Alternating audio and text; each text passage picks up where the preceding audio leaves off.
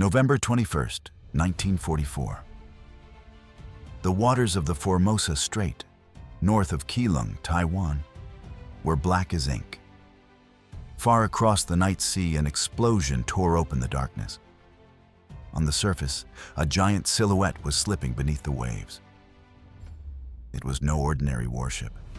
It was Kongō, once the pride of the Imperial Japanese Navy, now torn apart by American torpedoes.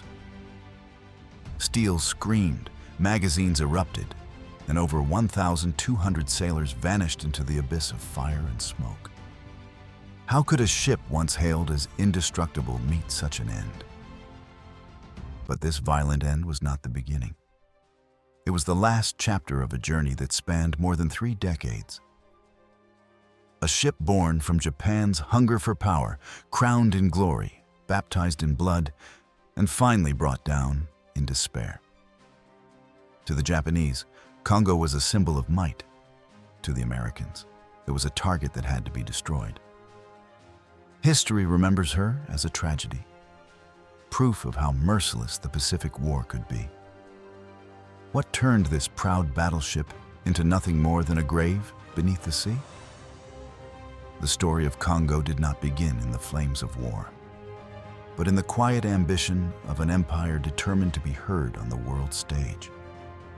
At the dawn of the 20th century, Japan had risen from centuries of isolation to stand shoulder to shoulder with the great naval powers. Yet, there was still doubt. Doubt in Washington, in London, even in Tokyo, whether Japan could truly master the seas. Kongō was meant to erase that doubt. She was not built in Japan, but in Britain, the very cradle of battleship design. In 1911, the Japanese commissioned the Vickers shipyards to craft their newest warship, one that would combine British engineering with Japan's rising ambition. When she slid into the water, Kongō was not just another battlecruiser. She was the fastest, most heavily armed capital ship in Asia. To the world, she announced, Japan has arrived. Her name, meaning indestructible diamond, carried more than symbolism. She was a promise, a projection of power in steel and gunpowder. At over 700 feet long, armed with 8 massive 14-inch guns, Kongō seemed unstoppable. And in the eyes of the Japanese Navy, she was more than a ship. She was the spear point of a nation that dreamed of empire. But ambition is a dangerous fire. It burns bright and it blinds. While Kongō spent her early years in relative calm, patrolling and training, her destiny lay ahead, in a war that would consume the Pacific and test whether her name, Diamond, could truly withstand the hammer of fate. When war erupted in December 1941, Kongō sailed with the Southern Force under Admiral Kondō, covering Japan's drive into Southeast Asia. While Kirishima and Hiei shielded the carriers striking Pearl Harbor, Kongō was far away, supporting Japan's wider offensive across the Pacific. She did not fire a shot that day, yet her presence underscored the scale of Japan's ambition. In the months that followed, Kongō's silhouette became a constant shadow across the Pacific. She guarded the carriers that crushed the Philippines, that ravaged Allied warships in the Java Sea, and that swept like a storm into the Indian Ocean, scattering British cruisers and battleships. To Japanese sailors, it felt as though their empire was unstoppable. With Kongō and her sisters cutting through the waves, the rising sun seemed destined to command the seas. But victory is a cruel teacher. Each triumph fed the illusion of invincibility, and with it came overreach. In the South Pacific, at a place called Guadalcanal, that illusion would shatter. For in those dark waters, Kongō would face not easy conquests, but a nightmarish struggle where even giants could bleed.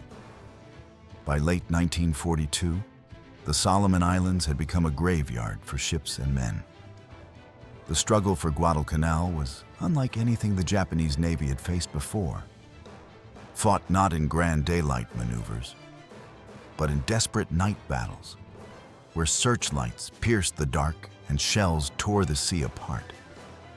Kongō steamed south with her sisters, her guns ready to smash the fragile American foothold on the island.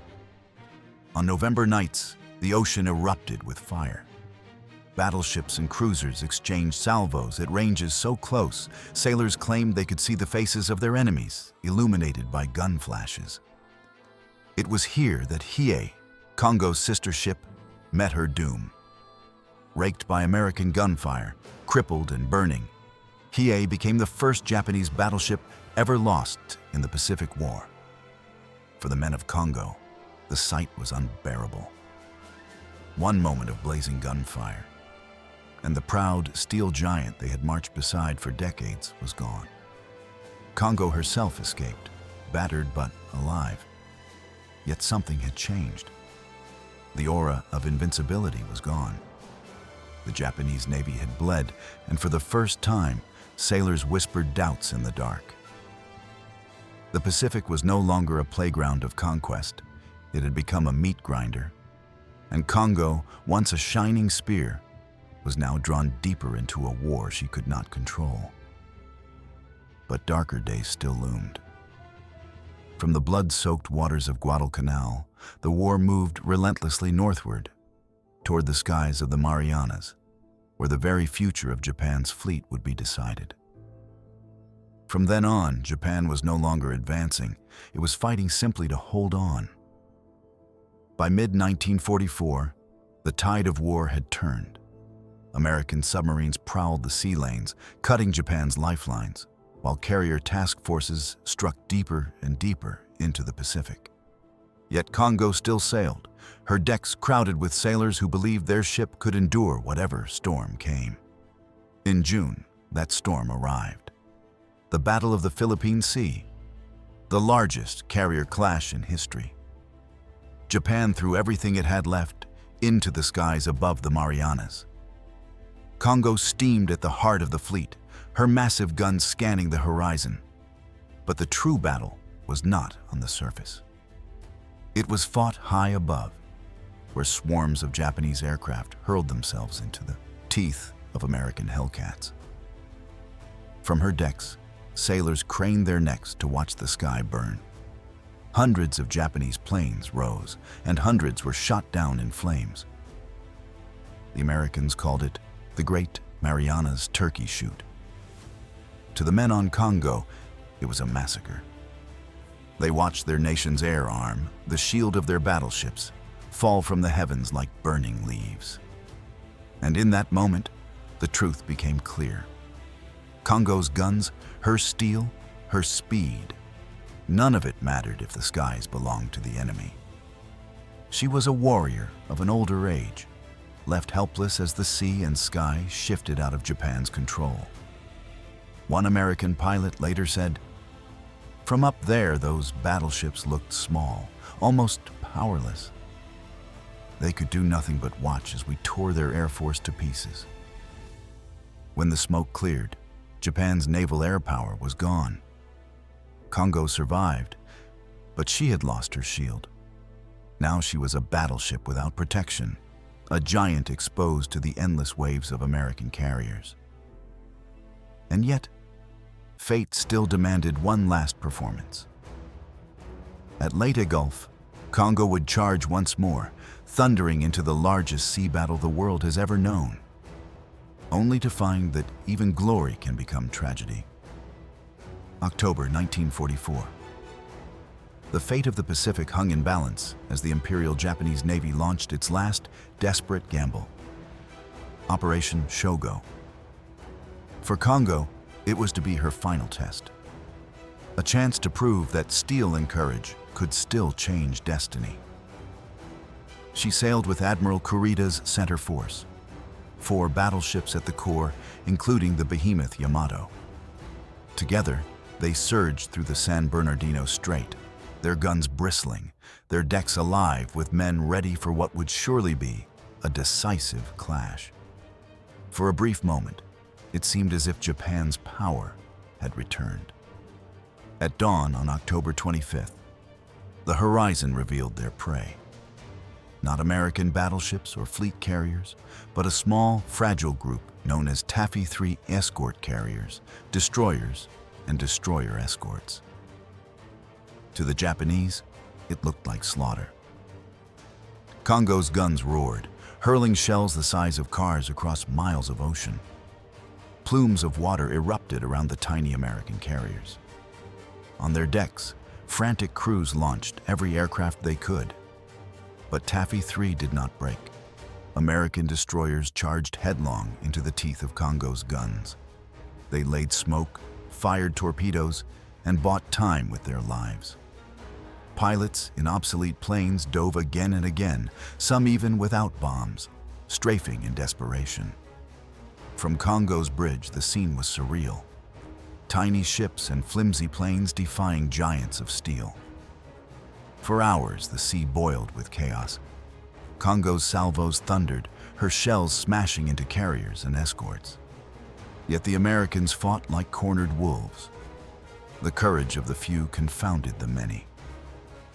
And then, Kurita lost his nerve. Fearing he had stumbled into a larger force, he gave the order to withdraw. The Japanese fleet, which had the power to cripple MacArthur's invasion, turned away. For Kongō, it was both a victory and a humiliation. She had unleashed her fury, but it had changed nothing. An American survivor recalled, "We saw their battleships turn away. We could hardly believe it. Those monsters had us dead to rights. And they ran for Kongō. Leyte Gulf was her last thunderous strike, her last moment in the sun. But it was not triumph. It was a hollow echo, the roar of a lion already dying. Would you have stood firm, like those destroyers, against impossible odds? Tell us in the comments. Your take matters to this community." And as she retreated from Leyte, battered yet afloat, fate waited patiently in the darkness of the Formosa Strait, ready to deliver the final blow. November 21st, 1944. Darkness lay over the Formosa Strait, north-northwest of Keelung, Taiwan. Kongō steamed northward, her great guns silent, her crew weary from the nightmare of Leyte. Few aboard realized that they were sailing into an ambush. Beneath the waves, the submarine USS Sealion lurked, her crew tense, eyes fixed on the silhouettes above. At 0020, radar contact was made. At 2:45, the order came. Fire. Torpedoes surged through the black water, leaving trails of white foam toward their mark. Moments later, the ocean erupted. The first explosion slammed into Kongō's starboard side, shaking her to the core. Steel twisted, lights flickered, men were thrown across the decks. Then a second torpedo struck, deeper, angling into her boiler rooms. Steam hissed violently through ruptured pipes, and the night sky glowed as if torn apart. Within minutes, fire consumed her midsection. On deck, sailors scrambled in chaos. Some rushed with hoses, others tried to jettison ammunition. The blaze spread too quickly. Magazines began to cook off, sending shock waves through the hull.